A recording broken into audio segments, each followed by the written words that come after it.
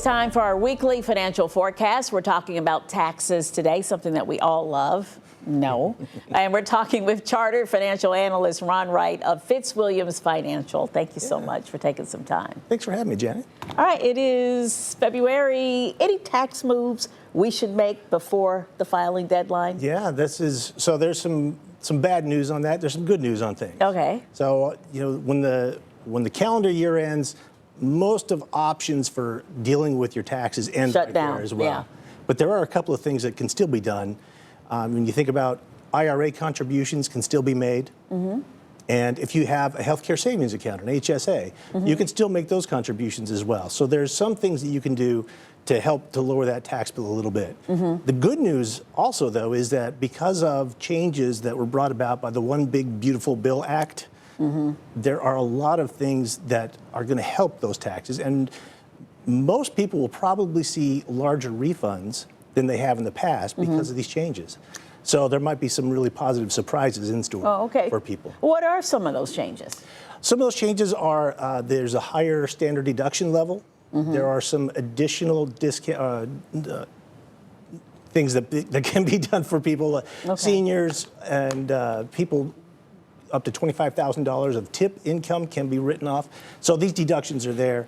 And they'll make a difference because they're new and they'll be very helpful, particularly for people who generally are at lower income levels. Okay, all right. How do taxes factor into my investment and retirement accounts or activity? Yeah, that's really important to think about because taxes are one of the things that can really erode your investment returns.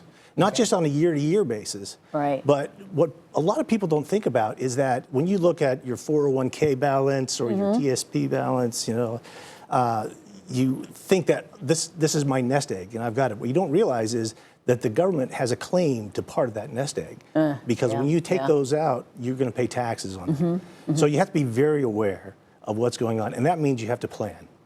And that's probably the best thing you can do right now is start planning for your 2026 taxes. Okay. To be ready for what's coming up ahead. Yeah, so what are some things, that's a good point. What are some of the things that, let's say you didn't do much of anything in 25, and so now the window is almost closed. Yeah. What are some things to do right now, or, to get ready for next year? Exactly. One of the most important things, of course, and from my perspective as well, is to make sure you're saving enough for your retirement. Make sure you're taking advantage of all those things you can do. Mm-hmm. If you're in a company that matches your 401k contributions, you want to make sure you take full advantage of that. Yeah. And then you also want to take advantage of tax-free savings things, such as a Roth IRA, because in the future, that's going to really be helpful. Mm-hmm.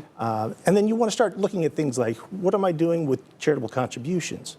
Is there an organization I really want to sponsor or really want to help, or my church or something along those lines, and start pulling these things together and planning how you can group these kinds of deductions together to maximize that. Yeah, to make a difference. So you can be ready come 2026 tax time. All right, thank you so much. I appreciate it. Absolutely, thank you. Right. Well, the Financial Forecast airs every Tuesday in our 4 p.m. news. So if you have questions you want answered, email us at financialforecast@13newsnow.com.